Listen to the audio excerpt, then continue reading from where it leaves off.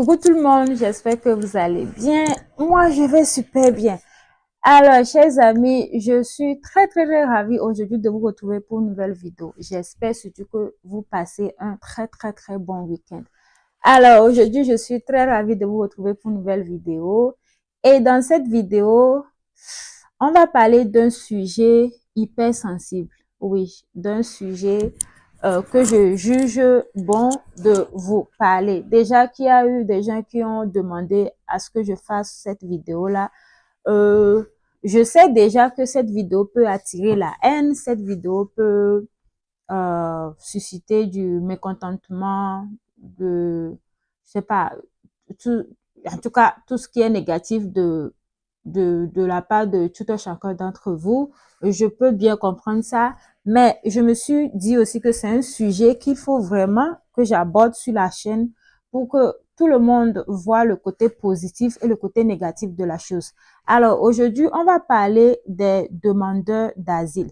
Que vous soyez étudiant international ici ou que vous soyez sous permis de travail fermé, ou que vous soyez ici illégalement, ou que vous pensiez même à venir ici illégalement ou avec le visa étudiant et puis changer après, demander l'asile à l'aéroport, au niveau de l'immigration et tout. Si vous envisagez de demander l'asile, s'il vous plaît, il faut que vous compreniez la complexité et les conséquences de cette décision que vous avez prise, ok? Donc, ce que moi j'aimerais vous dire, il faut comprendre que l'asile est une démarche légale et sérieuse. Et les autorités canadiennes compétentes examinent chaque demande, ils examinent chaque demande et s'assurent pour que chaque demande en fait répond aux critères d'une réelle persécution de votre pays d'origine. En gros, si vous demandez l'asile sans un réel motif, sans une véritable raison, vous pouvez non seulement avoir un refus, oui, c'est normal, hein, ça entraînera un refus, ça c'est clair. Non seulement le refus, mais aussi ça pourrait affecter vos futurs plans d'immigration. Et quand je dis futurs plans d'immigration, c'est tant pour le Canada que pour les autres pays. Oui, vous allez vous dire que c'est bon, si ça tourne au vinaigre, c'est seulement le Canada, je peux encore essayer les autres pays. Je vais vous dire que si ça tourne au vinaigre ici au Canada, soyez-en sûrs que le système des autres pays aussi, eux aussi, ils seront au courant. Pourquoi? Parce que n'oubliez pas, l'immigration, c'est tout un système, hein. C'est tout un système.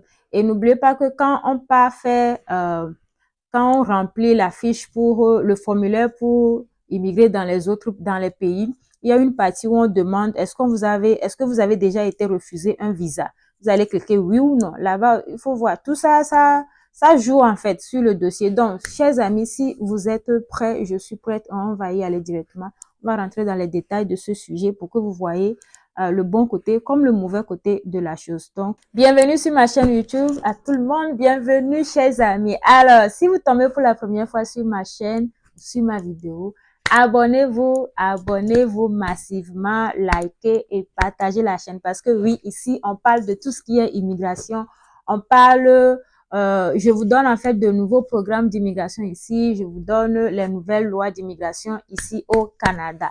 Alors, notez qu'avec les limitations qu'impose le Québec actuellement, tout projet d'immigration doit maintenant se concentrer sur les autres provinces. Et comme toujours, moi, je vous le dis, il y a plein d'autres provinces qui sont ouvertes à vous, qui s'offrent à vous. Ne regardez pas seulement, ne visez pas seulement que le Québec, en fait. Visez aussi les autres provinces, les autres territoires. Ils sont 13 aussi. Ils sont 13 ici plutôt et ils sont prêts à vous accueillir. Il n'y a pas que le Québec. Donc ça, c'est entre parenthèses. Maintenant, revenons à nos sujets. Aujourd'hui, on est là pour parler en fait des demandes d'asile ou de ceux qui demandent l'asile ici au Canada. Et on va parler des étudiants internationaux parce que la plupart du temps, ce sont les étudiants internationaux qui demandent l'asile. Et pour ça, chers amis, je vais vous passer une vidéo, un extrait là. Vous allez regarder la vidéo et juste après, on va revenir pour parler de tout ça, ok? Can you tell us how many international students do claim asylum while they're here on student visas? There's a growing number, Mercedes, and it's frankly quite alarming, given the volumes of people that come to this country, in theory, with the proper financial capacity to live and to pay their tuition fees, which are 4 times what Canadians pay. But it's becoming an alarming trend. We see that it happens often within the first year of the time they're here. I would say often for less valid reasons than others, notably to drop the tuition fee down to Canadian rates. There's some opportunism that's being used and exploited there. It goes to the point that I've been making to universities, colleges, to make sure that their recruiting practices are better, that they make sure that the type of people that we are attracting under what should be a world-class student visa program is one where people don't turn around and, after they've paid all sorts of money to come here and claim asylum. This is a program that was aimed international excellence and not a backdoor entry into Canada for whatever reason. And that's, part and parcel of the reforms that I've been doing over the better part of the year to make sure that we have a better international student visa system, including detecting fraud at the outset, which is immensely critical, but also looking at the timeline and making sure that of stay that students are here and making sure that they are properly accompanied by the institutions that take so much money from them and in theory are supposed to give them the best education in the world, but looking at the after effects of that and how that impacts the Canadian economy, and less on that short-term gain than more looking at the impact and the long-term pain that this has created, including the burden of making false or less credible asylum claims. Minister Miller, I'm sure that's something that we'll be speaking about more in the future. Thank you so much for joining us today. Alors, chers amis, selon ce que vous avez vu tout à l'heure, ou selon ce que vous venez de voir là, vous aurez compris déjà que le nombre de demandeurs d'asile ne fait qu'augmenter. Et ça, c'est un réel problème ici au Canada. Et comme vous le voyez ou comme vous l'avez vu, la majorité, la plus grande partie, ça vient des étudiants étrangers. Alors, d'abord, il faudrait qu'on se pose la question à savoir ce qui entraîne ou ce qui pousse les étudiants étrangers à demander l'asile après. Faut noter que le collège ici au Canada, ce n'est pas petit, c'est beaucoup, c'est énorme. Donc, si vous venez ici, vous demandez le visa étudiant, on vous accorde le permis d'études et que vous arrivez ici et après vous retrouvez dans les problèmes. Quand je parle de problèmes, ça veut pas dire des problèmes genre comme ça. Je parle de vos soucis ou des soucis financiers en fait. Donc, quand les gens arrivent ici, le réel problème, c'est qu'ils se retrouvent dans des situations auxquelles ils s'y attendaient pas, en fait. Donc, par exemple, si vous venez ici, le loyer, ce que vous devez manger, les vêtements, genre groceries, loyer, aussi le collage surtout. Voilà, le collage, le coût de vie, tout ça là, c'est un nouveau système en fait, donc c'est pas tout le monde qui s'y habitue, c'est pas tout le monde qui voit ça du côté positif. En tout cas, ce n'est pas facile pour les étudiants étrangers. Moi-même, j'étais étudiante, je sais ce que c'est. Ce n'est pas facile. Si vous n'avez personne comme backup, si vous n'avez personne pour vous aider, si vous n'avez personne pour vous envoyer de l'argent quand vous en aurez besoin, franchement, laissez-moi vous dire que c'est difficile. Donc, je comprends que ça soit difficile et que vous vous tourniez vers la demande d'asile. Je comprends parfaitement. Donc, les raisons pour lesquelles les étudiants surtout demandent l'asile, c'est ça. C'est en gros ça. Maintenant, il faut noter que si on doit parler maintenant du mauvais côté de la chose, c'est que quand vous demandez l'asile, normalement, avant même qu'on en vienne à ce point-là, avant même, notez que avant, quand on fait les demandes, quand on demande les admissions dans les écoles, normalement avant, maximum, si votre programme c'est 1 an ou votre programme c'est 2 ans, maximum, vous ne payez qu'un semestre. Vous payez un semestre seulement et puis on vous donne, pas qu'on vous donne l'admission. Moi, je me rappelle que quand moi je faisais ma part même, je n'avais pas payé ou j'étais pas obligée de payer tout le semestre, mais le premier semestre, j'avais fait seulement un dépôt. Vous comprenez, j'ai seulement fait un dépôt. Je crois que j'ai fait un dépôt de $2,500. $2,500. Mais maintenant, non seulement vous devez faire le dépôt, mais vous devez, je ne pense même pas qu'ils exigent encore de faire le dépôt. Ils demandent plutôt que vous fassiez ou que vous payiez plutôt non seulement un semestre, mais 2 semestres. OK? Si vous avez un programme de 2 ans, vous serez obligé de payer au moins une année. Et c'est énorme. En tant qu'étudiant étranger, c'est énorme. C'est beaucoup. N'oubliez pas, le semestre ici, la session, c'est 8 000, 9 000, 10 000 $. Donc, si on vous demande de payer 2 sessions, vous êtes dans les 18 000, 20 000 $ canadiens. Et c'est beaucoup, les gars. Donc, moi, ce que je veux vous dire, c'est que à cause des demandes d'asile, tout ceci maintenant, si on doit le voir du côté du gouvernement, quand vous demandez l'asile maintenant et que le gouvernement sait déjà que c'est comme ça que les étudiants étrangers viennent ici et ils demandent l'asile, vous voyez que ce qui se passe actuellement là, il y a tout ça aussi là-dedans. Maintenant, quand vous êtes étudiant ou quand vous voulez venir ici étudier, vous êtes obligé, attendez.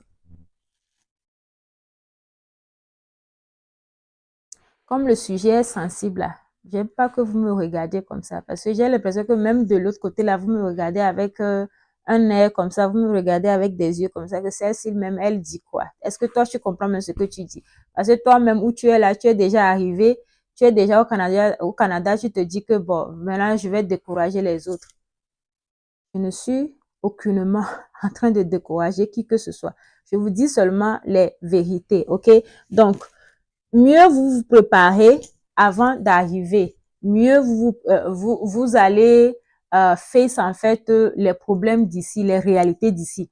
Donc, maintenant, en tant qu'étudiant international, quand vous inscrivez dans les écoles et que vous devez faire un programme de 2 ans, vous êtes obligé, le gouvernement maintenant va demander à ce que les écoles vous obligent à payer toute la scolarité, genre tous les frais de scolarité, vous devez payer ça maintenant.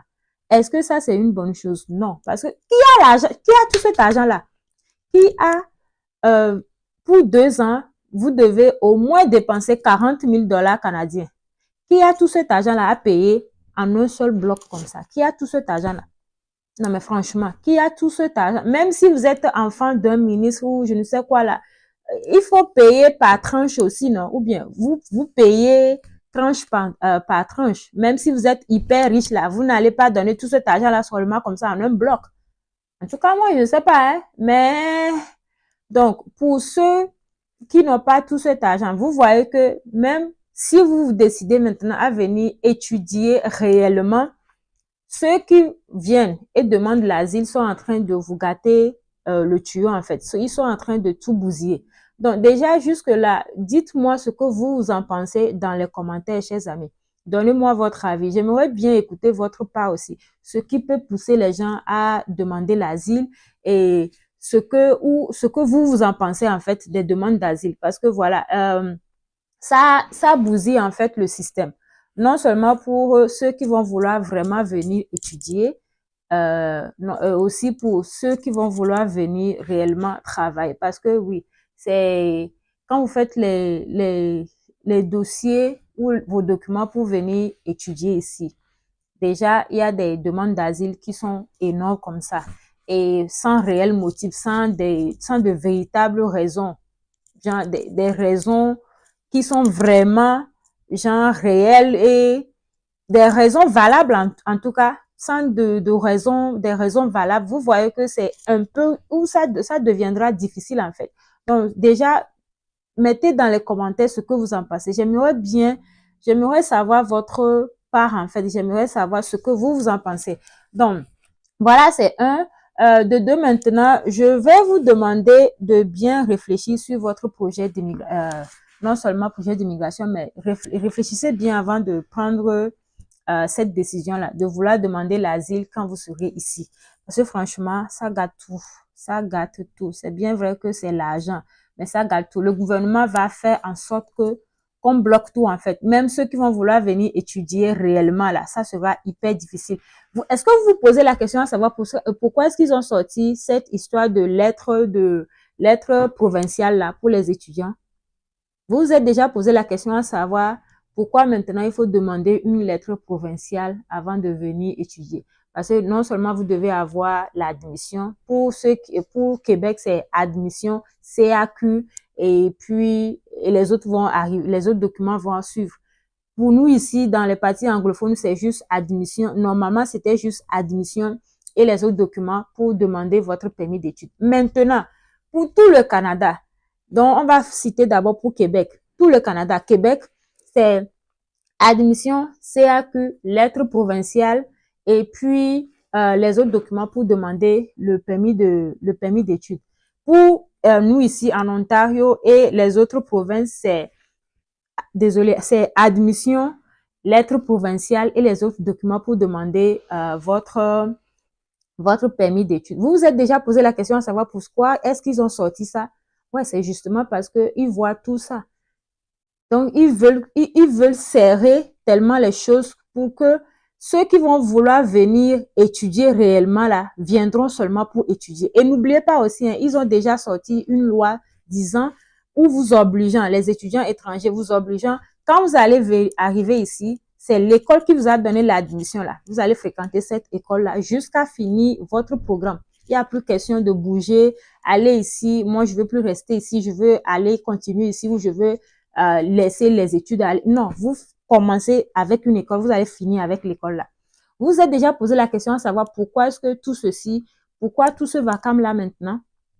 Vous vous êtes déjà posé la question? Voilà, c'est tout ça en fait. C'est tout ça. Donc moi, je vais vous dire de vraiment bien réfléchir à votre décision là de demander l'asile.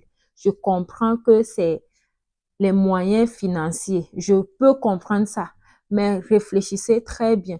Parce que si ça tourne au vinaigre, chers amis, si ça tourne au vinaigre, c'est vous êtes dans le problème. Votre génération est dans le problème. Ceux qui vont vous suivre, ils sont dans les problèmes. Ils sont dans les problèmes. Pourquoi est-ce que les gens ont 30 000 $ canadiens, 50 000 $ canadiens sur leur compte? Quand ils demandent le visa, on refuse. C'est que toutes les demandes d'asile et autres là, ils ont bloqué le système. Ces gens-là ont bloqué le système. En gros, c'est eux qui bloquent le système en fait. Je comprends, again and again, I'm saying, je comprends le pourquoi, la raison pour laquelle les gens font ça. Je comprends. Mais ça gâte tout en fait. Donc, s'il vous plaît, pour nos enfants, pour vos petits frères, pour vos cousins, pour vos cousines, pour je ne sais qui vont vouloir venir ici étudier là. De grâce, arrêtons de demander l'asile pour bousiller le tuyau ou la voie pour ceux qui vont venir après. Parce qu'à l'allure là, ils vont bloquer non seulement, ou ils vont serrer non seulement les voies pour les étudiants étrangers, ils vont aussi serrer pour la résidence permanente. Oui, parce que actuellement, quand on vous demande de faire la résidence permanente, les gens se plaignent. Que non, pour la résidence permanente, il faut avoir le B2, il faut avoir le niveau 7, il faut tel document, il faut tel document, il faut tel document. Mais avant, il n'y avait pas tout ça. Avant, il n'y avait pas tout ça. Maintenant, ils serrent tout. Tout devient compliqué. Pourquoi? Parce que on n'est pas honnête en fait. C'est ça le problème aussi avec nous. On n'est pas honnête. Que ça soit de l'Afrique, que ça soit de l'Asie, que ça soit de je ne sais d'où. On n'est pas honnête. Et c'est très grave les amis. C'est très très très grave. En tout cas, moi je vous laisse pour aujourd'hui. Dites-moi dans les commentaires ce que vous en pensez, ok? Dites-moi dans les commentaires ce que vous en pensez. Parce que franchement, faudrait bien vous renseigner sur les différentes options d'immigration ici au Canada. Il y a tellement, mais tellement de voies d'immigration ici au Canada que vous n'avez même pas besoin d'avoir recours à la demande d'asile en fait. Vous n'avez même pas besoin de ça en fait. Parce que si je veux parler de ça là, la vidéo va même faire 20 minutes ici. La vidéo là peut même faire 30 minutes.